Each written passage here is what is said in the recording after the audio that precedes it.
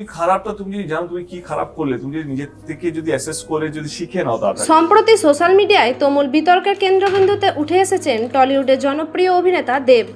কারণ একটি লাইভ ভিডিওতে তাকে লুচ্চা মেয়ে বলতে শোনা গেছে, আর এই একটি কথাকে ঘিরে শুরু হয়েছে তীব্র সমালোচনা এবং নানা রকম জল্পনা। অনেকে সরাসরি ধরে নিয়েছেন যে এই মন্তব্যটি নাকি প্রিয়াঙ্কা সরকারকে উদ্দেশ্য করে বলা হয়েছে। ফলে মুহূর্তের মধ্যে বিষয়টি ভাইরাল হয়ে যায় এবং সোশ্যাল মিডিয়ায় শুরু হয় ট্রোলিং, সমালোচনা আর নানা রকম মন্তব্য। কিন্তু এত কিছুর পরেও অবশেষে মুখ খুলেন দেব নিজেই। তিনি জানিয়েছেন লাইভে বলা সেই কথার সাথে প্রিয়াঙ্কা সরকারের কোনো সম্পর্ক নেই। তিনি অন্য একটি প্রসঙ্গে অন্য একটি ঘটনার প্রেক্ষিতে এই মন্তব্য করেছিলেন, কিন্তু ভিডিও ছোট একটি অংশ কেটে নিয়ে সেটাকে ভিন্নভাবে ছড়িয়ে দেওয়া হয়েছে, যার ফলে ভুল বোঝাবুঝি তৈরি হয়েছে। তিনি আরও বলেন, এভাবে কারো কথা আংশিক দেখিয়ে অন্য কারোর সাথে জুড়ে দেওয়া একেবারেই ঠিক নয়।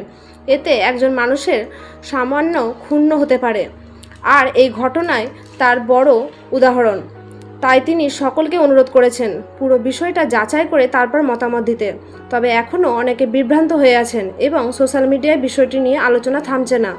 শেষ লাইনে শুধু এতটুকুই বলা যায়, অনেকে হয়তো ধরে নিয়েছে এটা প্রিয়াঙ্কা সরকারকে বলেছে, কিন্তু সত্য তা না।